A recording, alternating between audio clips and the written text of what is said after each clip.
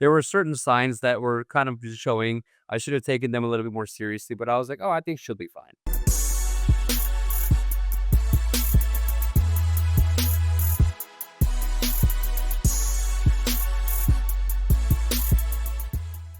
Good evening, everyone. Today I have my friend Joo Yoon join me to talk about tenant screening because recently you have a pretty strange experience of your tenant moving out and then create some strange situation that you have to rectify after they moved out. So before we start, I wanted to just have a briefly introduce you, June. I met you through Step 2 and then now you join Owners Club and I know you have been very successful running your rental portfolio in Philadelphia, right? Can you share with our audience about your experience being a landlord so far and your investment journey? Yeah, absolutely. Well, first, I want to say, Shinyi, thank you so much for inviting me. I'm honored to be here. I think that the topic we want to talk about today, the tenant screening, I think it's such an overlooked part of the business. And I think that people that do it well do it phenomenally well, and people that don't do it well, just they have to Upper. hit this. Exactly. It's a continuous suffering. So I think that definitely a great topic. I am in sub 2. I just joined Owners Club for the first time this year. I did start my portfolio. So we do have rental portfolio. We have about 14 properties right now, 14 doors. And then most of the time I'm doing fix and flipping. I'm kind of cherry picking the ones I keep in my portfolio. Well, I got into real estate in 2019, but like in the beginning, I knew nothing about everything. So I think as of right now, it's slowly getting better. You still own and operated those 14 door by yourself, or did you hire that out to a property management company at all? I've never worked with a property management company. I know there's so many people that do it, and I know that there's horror stories about property management, and then there's also like these people are amazing. There's always two sides of every coin. I personally never worked with one where I felt like, hey, I think shouldn't be too hard, and I think that could be one of the biggest downfalls that I've thought, where it's like, oh, it's not that hard. I could do it myself, Yeah, and you figure it out, right? yeah, So you've been kind of self-managing your portfolio since the very beginning. since the very beginning, yes. I see. When did you buy your first rental? Our first rental, we bought it in end of 2019. So I noticed that recently, the reason I reached out to you is because your tenant just recently moved out and they kind of trashed the place a little bit, right? Tell us more about what happened. Oh, yeah, bringing back to the great memories of the past. But we have basically a 4-family building. So each of them was rented out. So we were occupied. We're like, yes, we love it. We're occupied. Things are rolling. It's great. And then this tenant one day, I mean, there were signs of it. There were definitely, it wasn't just like everything was going perfectly smoothly and the next day she was gone. There were certain signs that were kind of showing I should have taken them a little bit more seriously, but I was like, oh, I think she'll be fine.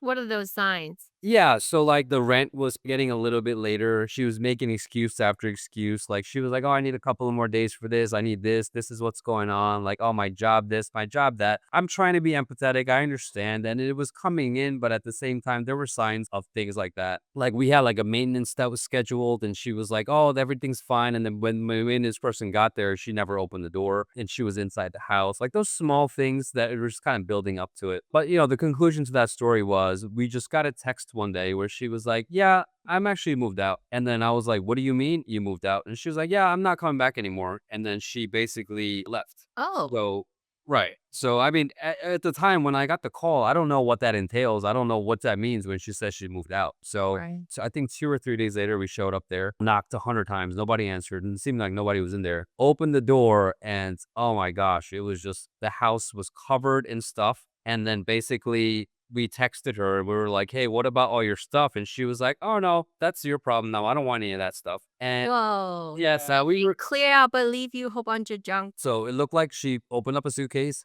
put her clothes in there, maybe all of her clothes in there, closed her suitcase and just rolled it out the door. And then it was like, all the other stuff, yeah, that's yours. Wow. Yeah. And how many more months of the lease that's still left on the Oh, it was crazy. She was probably 4 months into her 12-month lease. So she had 8 months Oh. left. Yeah. And did you hold any security deposit from her? We did hold a security deposit from her, but granted, the unit itself, I think the rent was like 950 a month. So it wasn't one of those. It's not in a great luxury, market or anything like that. So at 950 a month, we had a 1 month security deposit at 950, but that barely is enough Yeah. to cover anything. Yeah, it's Like it'll kinda cost cut it. you more than that to throw out all the junk and get it removed, and that's yeah. So it was a minus. Once you got that, you walked into the unit and discovered this situation, then? What have you done so far to kind of bring it back to rent ready? condition. Oh gosh. It was well, I guess I want to see the I guess the silver lining in these clouds. It was a good thing because the ex-tenant was sort of communicative in the beginning. So she acknowledged that hey, everything in there is trash. So it made it a lot easier for me because technically I don't think I'm supposed to just go in and throw out people's stuff, technically because we're still under some sort of lease agreement. It's only been 2 days since that text message. Yeah, it depends on your lease. Like, for example, my lease, I have a section says that if the tenant deserted, abandoned the property, that give me the authority to discard anything that Oh, really? they don't take it with them. We can Yeah. talk about how to like so that's another thing, like the well-structured lease will usually account for those scenario. Like in the event that they just abandon the property, they just don't respond, or they respond to you confirming, yep, they have left. They just tell you like, yeah, I don't continue this lease anymore. That gave me my lease was written in a way that will allow me to go in and just hire out, clean out, and charge them whatever the mess they left behind. Got it. Yeah, definitely a leasing problem. But I think that when it came down to it, how would you essentially get that money from them? Because they could just be like, yeah, you could charge me whatever you want. I'm not paying you. And then how do you get that? Your lease should say that they need to leave the unit in a reasonable condition. The language that we use in our leases will be left in a original condition based on the local law. In Maryland, it has to be broom clean without bulk trash. What I usually do is before they moved in, I do all the screening, which we can talk about how we screen the tenant typically to avoid this kind of risk. I screen them and place them into the unit, right? I always make an effort to go take a picture of the entire freaking space. Every room, I open up the oven, even the fridge, take just a quick snapshot of the pictures. I will also then share those picture with the tenant after they move. Say, hey, just for our documentation purpose, this is the condition of the day when you moved in. Basically, that's another way to kind of remind them that, hey, I expected the unit to return back to me in the similar condition. Mhm. Right, so they cannot come by and say, "Well, the oven's supposed to be clean, or it was given to me dirty." I can say, "Well, no. Remember, we took a picture. This was the condition of the unit." Right. So they will just stop arguing with me. It's all about proof, right? If there's no documentation, there's no proof that this ever happened. I usually have me or somebody else I hire go in to take a picture just to document. And then when they move out, I do the same thing. I document everything that does not fit our standard. Either it's like filthy, I need to hire a cleaner to come in to clean it out, or they left a bulk trash, I need to take a picture. I need to hire a mover to come move them out. That's all extra cost. I will then kind of write up, itemize the cost that I incur based on the condition they left me, and I wrote them this itemized cost. Now you're being billed for this amount. If there's not enough in the security deposit, I haven't got to that situation because usually they leave it in a good condition. I never have to take a loss on it. I share with a couple other people who are more experienced that they have run their rental for a while. They say you can actually hire out to get those money back, hire like a third party. They're similar to some third party company will do the eviction process for you. There's also like debt collection company would do that for you. Figure out a way that I will hire them to do this type of process to help me recuperate some loss, and I will give them some of the profit. For example, they're still owing me $1,000 because they left in such a shameful condition. I have to hire somebody. I will maybe give out percentage of that to the third party company I hire to pursue them, and I still get some money, so that helped me reduce my cost. In the end, how bad was it? Like 950 doesn't sound like enough to cover everything. Yeah, it's definitely not enough to cover everything. And then what a lot of investors do, I know I'm guilty of it all the time. They don't account for what their time is worth. You know what I mean? Correct. I So built them it's out time as always well. yeah, so it's always like, "Oh, this was $300, this was $500, it's okay." But what about the 4 hours that I spent there cleaning? Like, how much Right. does that cost me? And we never calculate that in, and that's what one of the biggest, things that for me, it was always like, "That doesn't cost me anything, it's free, I'm the one doing it." But It's it not does free. yeah, it's not free, like, "Oh my god, You look at know, the opportunity cost." Yeah.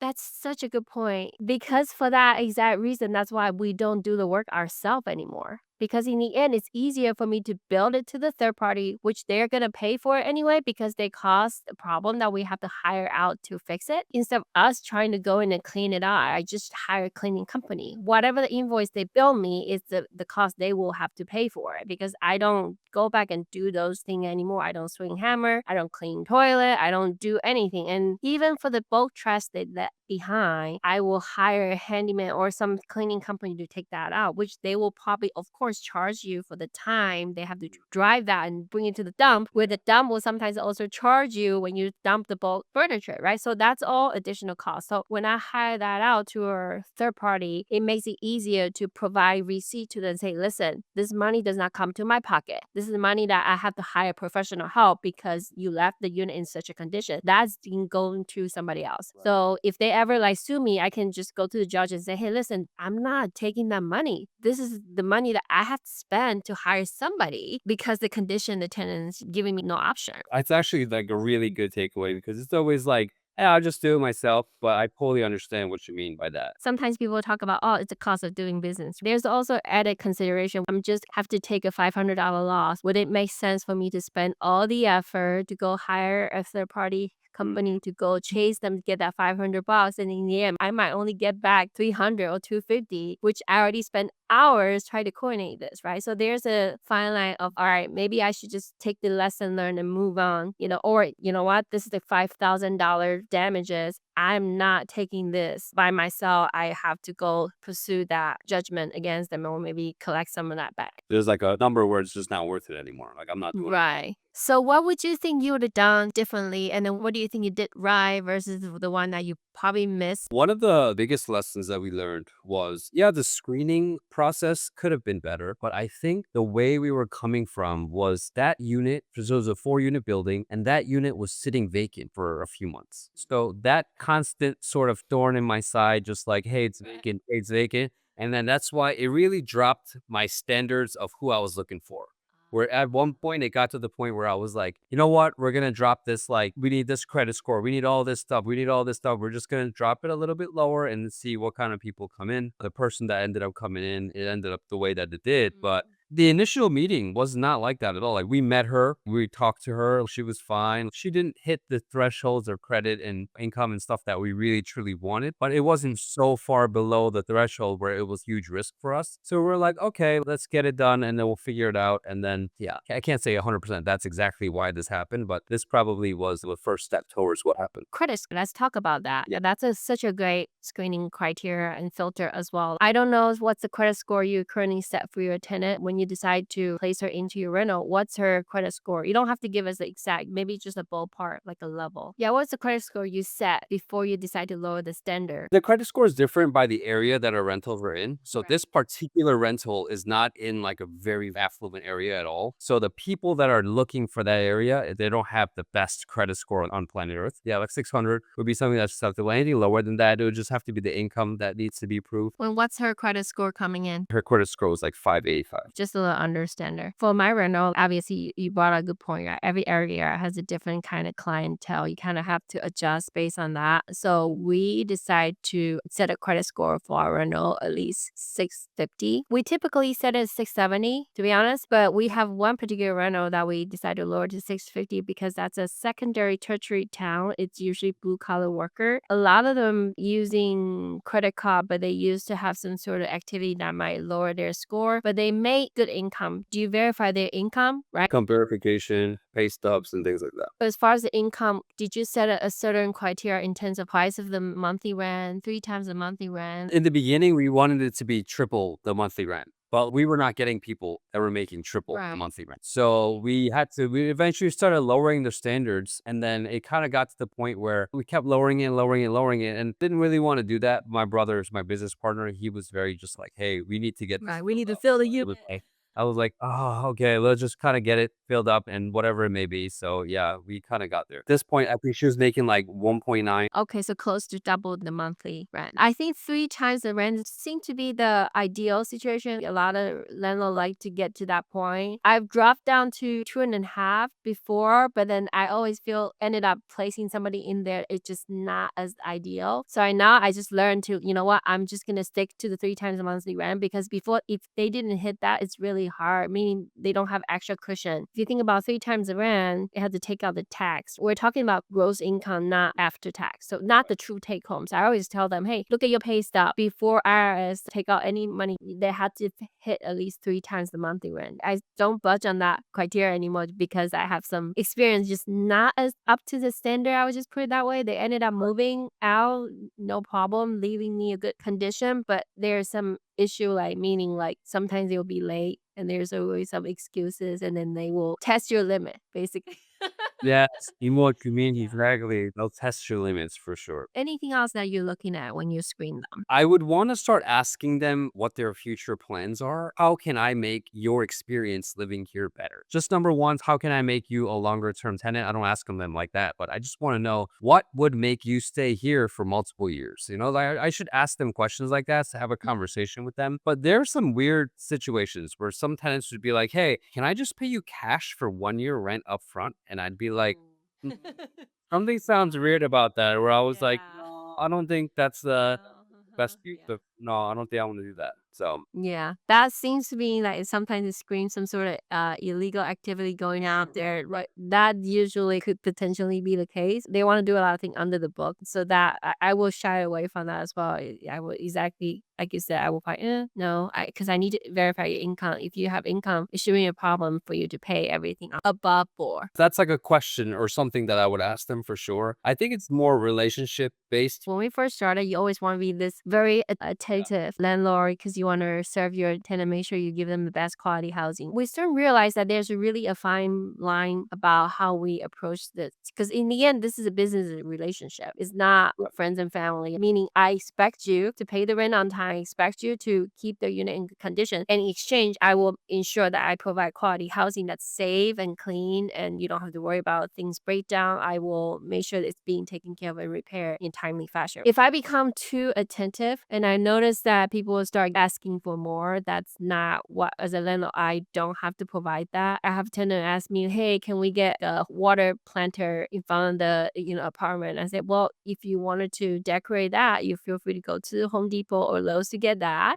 I just expect you to return it back to the original condition when you move out. I encourage them to decorate the house more home-like and homey for them. But there are certain things that's for convenience or preference instead of not necessarily for the functionality of the unit. We usually just politely say, hey, you feel more than welcome to do that yourself. Just make sure you return it back to the condition. We don't usually allow them to paint the unit in a different color for the same reason because a lot of time they will use a different quality paint or they just paint it really bad with the stroke over or dark color. It costs a lot to return it back to the condition, so we don't allow them to change the color of the unit for that reason. For the tenant that stay longer term that we already know they're a good tenant, we will allow them to sometimes change certain walls, like an accent wall. If they like certain color, that's actually a benefit. We'll allow them to do that, but we also make it clear that if you have to move out, you will have to paint it back using this specific brand, this specific color and shade to paint it back. With the added condition, if you paint it so poorly, I have to ask the painter to come back and rectify that. You will get a bill from me, unfortunately. So that's really up to them. Hey, if you want to do it or you're not, but we have them acknowledge that. I try to be reasonable, but I kind of pull back because a lot of experience that we have, when you give them too much leeway, a lot of time I just come back unexpected. You have to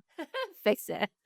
Honestly, I think that's a great point. With the leeway, for sure. We have a family moving in. There's like a corner lot. We allow them to put a play set just because they have little kids. They enjoy it. So I always ask them to ask for permission before they do it because our lease is being written very strict way in terms of the common area is not for their personal storage. They cannot just put things outside like barbecue or a table outside and just use a common area as their personal storage. I know that a lot of the language is in the lease. As they're going through the lease itself, do you walk them through the whole lease one step at a time, or is it kind of like read this and if you agree, sign it? I do a lease signing process. Maybe I'll start with how I screen them typically and then kind of go down to lease signing process. So when I advertise on my rental property, right, I advertise usually on Facebook Marketplace, or Zillow, apartment.com. When I post a rental, I usually post it as undisclosed address. I don't just Okay. tell people where the houses is because now that you know a lot of squatter, they know the house is vacant. That just kind of invite unwanted guests. So I list it as an undisclosed address. People are interested, they will submit a request. They want to submit application. I don't just allow them to put in application. I usually reply back in the messages, hey, thank you for your interest. If you'd like to take a look at this unit, please let us know the best phone number and time to reach you so my team can reach out to you to set out a screening call real quick so that we can set you up for the next showing. That's how I present myself. Meaning like, I need to talk to you before I even let you look at the house. That also saved me time because I don't just want to randomly showing house for everybody. Some of them you can screen them through the phone call and realize, you know what, you're just not a good fit. Or through the conversation, they already know we're not what they're looking for. And that helped me position myself. Like I only show unit to the pre-screen applicant that they already understood our screening criteria. They already understood what's the standard. If you already explain a whole bunch of rule and then, hey, I'm going to do this, ask for that, and they already say, it's too much work, they will just kind of filter themselves out. They were not going to move forward. So I lay out all the term really quick in initial phone call. So this is why I usually ask them. Like when I call, I say, hey, just confirm your name and phone number. This is the phone number. And then my first question to them is, hey, when would you like to move in? What's the earliest time you like to move in? And the second question is, who else will be moving in with you? I'm trying to identify how many children that's under 18 because I need every adult applicant file application to go through the screening process. So like I have people tell me, oh, I have 3 kids, and then turn out the 3 kids they call kids is like 20, 21, 24. So that's not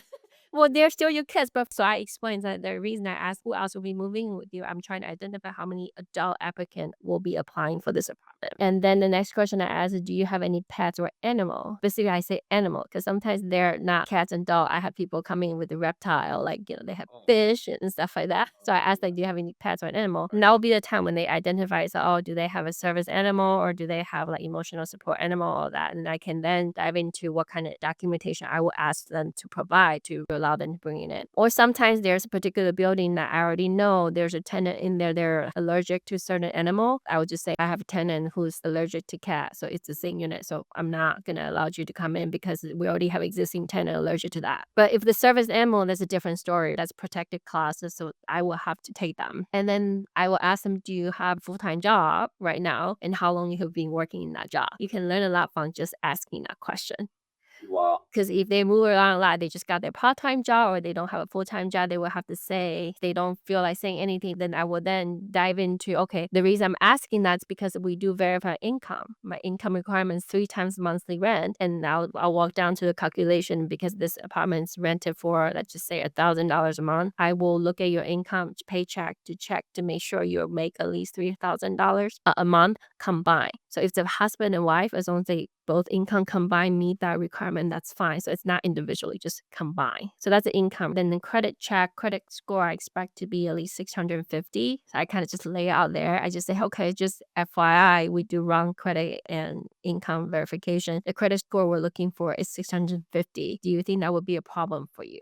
And I just kind of shut up and listen. Because that will be the time when they say, I don't know, you know what, I might be a little low. And I would say, well, if you don't mind sharing like what kind of issue that could contribute to a lower score, because we do take into the consideration, for example, during COVID period, a lot of people lost their job. As a property management company, certain landlords do allow certain lower score because of different circumstances. For example, medical bill that was not paid on time, because let's be honest, nowadays medical cost is so expensive, like not a lot of people can afford it. So that's more like a legitimate reason. The bigger red flag will be consumer debt, like credit card bill wasn't paid on time, or like cell phone bill was not paid on time, or utility bill that was not paid on time. That's more like a red flag for us. So I would just ask them to explain. And they will usually explain to you, like, because if they like the unit enough, they will try to make sure that you understand their difficulties, that you don't reject them. And after that, just why are you moving out of your current place? How long have you been living there? Sometimes we'll say, oh yeah, I'm moving out because I need more space, or I'm moving out because my previous landlord giving me problem. They will just start talking. You just kind of start listening to see, like, is there because the job relocation? Is it because they have disagreement with somebody, or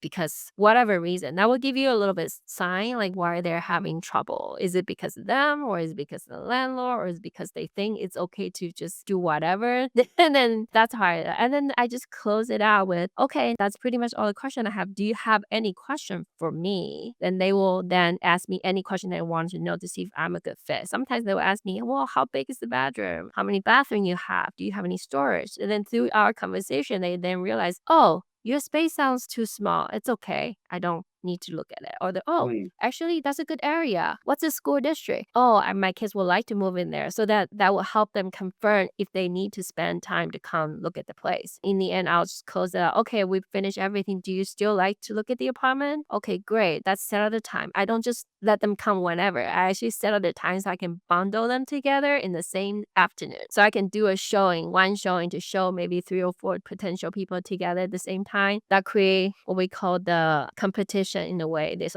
is a very popular unit. I need to be ready. If I need to like it, I better just put in my application right now so that they can see people come and go and trying to look at it. So that's how I did the screening process. And then we can dive into the actual application. That's probably, the separate episode. That's just when I asked them to fill out a rental application and then provide paycheck, and I call around to make sure they actually have a job. And then I run through credit check and background check through a different system that allow me to punch in their information, and the system will spit out a report for me to look at their history. Wow. That's a lot, I know. It's a lot. I feel like I'm interviewing you right now. That was the best answer ever. It was so good.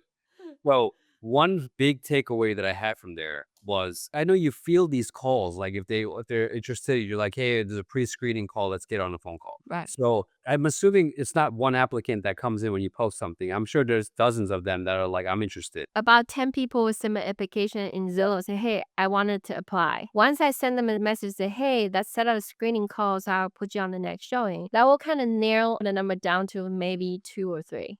So already take out 7 or 8, that's just like, this is too much for me, which is fine. I don't want that kind of tenant. I want the person who will put in the effort to apply for apartment, not just don't care. I mean, sure, I understand I might lose some of the potential clients. They don't like to talk to people. That's just something I'm okay with. There's certain subset of people, you know what? Why do I need to talk to you? I don't want to talk to you. I'll just apply everything electronically. There's that. But for me, I like to get to know them and also know that they're going to be a good tenant that fit my criteria. So through this phone screening process, I can help them understand my process to see if I'm a good fit for them as well, right? Not just them. They have to make sure if they're not okay with me asking a lot of questions before they even move in, it's just going to be more headache right down when I try to ask them for something. They're just like, whoa, no, I'm not following anything. Like, that's not the clientele I want. So I want to make sure that they're reasonable and they also understand there's a rule in place. And I set out a really initial impression, like, this is the rule. You got to go through this application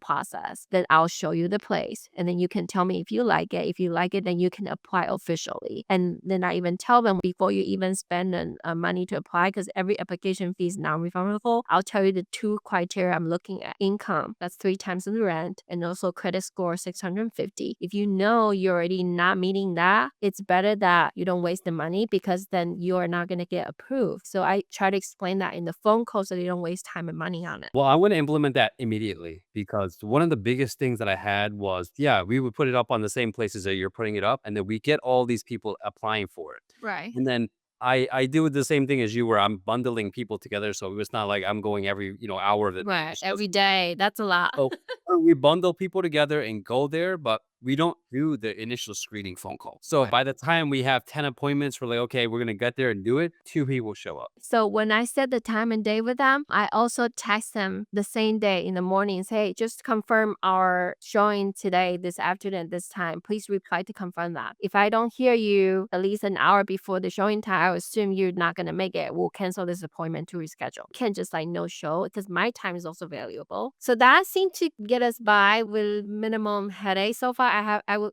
happy to report I have not had to deal with any eviction. Yeah. Because closing it.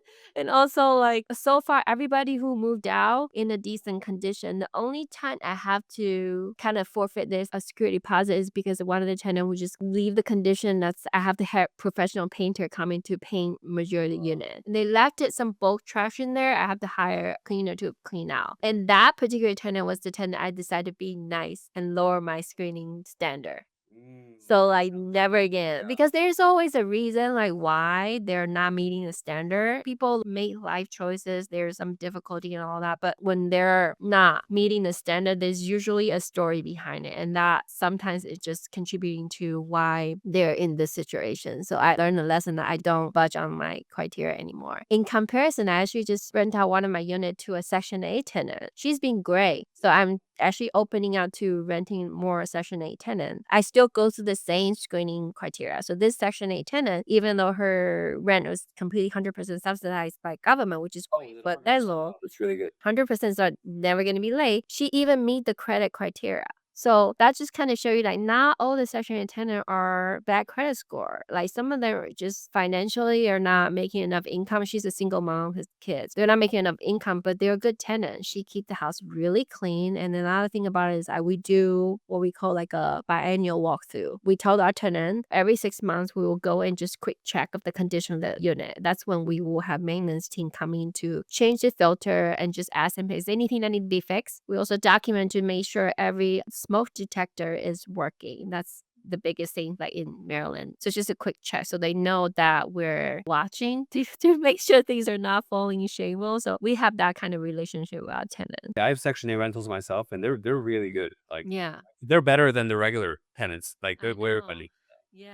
I feel like They just want to protect that voucher. They don't want to lose the voucher in correct. the program, so they're very, very good. Yeah, that's a great, sustainable, and also like guarantee income source. We just have to make sure we still screen them just like we will screen for other tenants. And it has been working out great for us so far. Wow, this has been great. I'm so glad that we get to talk about this, that we can hopefully moving forward, fingers crossed, like there's no such a thing for you anymore. And that's just the joy of being a landlord, right? You never know, but you try to do the best as you can to protect our asset. Yes, for sure. I have two huge takeaways, and thank you so much for sharing. The first one is there has to be a certain level of business relationship with the tenant. I think that there's a very fine line there that you shouldn't cross. So that's probably one big one. That pre-screening call, oh my gosh, that was gold. That was so good because that'll save so much time. Yeah, and also another bonus I like to share, it has worked out pretty well. That's kind of continue our good relationship with the tenant. Like there's a rule you need to follow, right? But we also kind of show them, hey, we're a nice landlord, not like any other landlord, because we're a small business operated landlord that we wanted to be able to provide good service. So we have during the Christmas time or Thanksgiving in the end of the year, pushing it, we usually give them a gift card that we switch around. Sometimes it's like a $50 gift card to local restaurant or a $50 gift card to grocery shop so they can buy something for the grocery. It's just a little nice touch that, hey, we write them thank you card with a gift card attached. Say, hey, thank you for being a nice tenant. Thank you for keeping our always pay the rent on time. Also maintain unit in a great condition. We're glad to retain you as a tenant and just kind of appreciate them. So then they really appreciate that. And I have tenants send us message back, say, hey, wow, you're the first and only landlord we ever encounter. Will give us bonus. And every year when we try to renew a lease with them, we usually give them some sort of rent credit as well, just kind of retain them. Because for people who they're a good tenant, it's just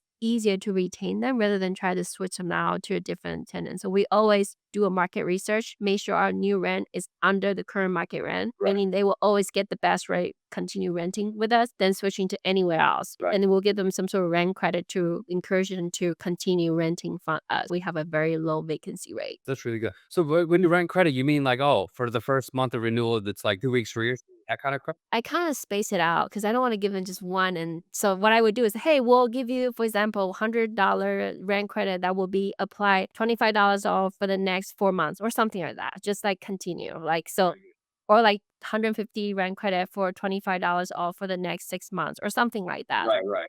So they still get the same amount of money, but it's not all paid upfront. We have done something in the past, like instead of asking for money, we'll ask, hey, do you have anything you want to upgrade the unit? Maybe you like certain room that has like ceiling fan, or maybe you want to upgrade the vanity of the bathroom that you think that's a little bit too old. We can upgrade that for them. So that's like an upgrade bonus. So when I send a renewal letter, I say, it's the time of year for renewal again. Like if you decide to renew, and we give them like a couple options, right? You want 12 months or 6 months or month to month. And if you decide to do 12 months, you can choose one of these three renewal bonus. For example, like, upgrade living room with some light. That still help us like improve the the value of the property because that still stay with the apartment. But they get to feel like, oh, they allow me to upgrade a ceiling fan or allow me to get a free microwave, something that's less than like $100, $50 to $100. We try to keep it in that range, like about like $50 or $100, either rent credit or some sort of bonus renewal unit upgrade. I learned that from a lady who owned a really huge rental portfolio. She was like, yeah, it's such a little nice touch. It would just help maintain your good landlord tenant relationship. It helped make your business run more smoothly. And then they appreciate you. They like to stay. They never want to go out because why would they?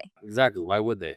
They're not gonna get any better landlord. Wow, this is amazing. Well, that pretty much wrap up our call today. I'm so glad you come and share your experience. And in response to that, we get to talk about as a landlord how to screen our tenant just to help us pick the perfect tenant next time. Absolutely. If someone could learn from this experience, a lot of the shortcomings that came from being a landlord, I feel like talking with other landlords really kind of releases all that stuff. So I think this really shows that you can't do everything yourself. You shouldn't do everything No. yourself. And I feel like there's always someone out there that's multiple pages or hundreds of steps ahead of you that you can learn always from. Thank you so much Absolutely. for having me. Of course. And thank you for coming. Well, Yeah. for everybody else who's watching, we'll catch you on the next one.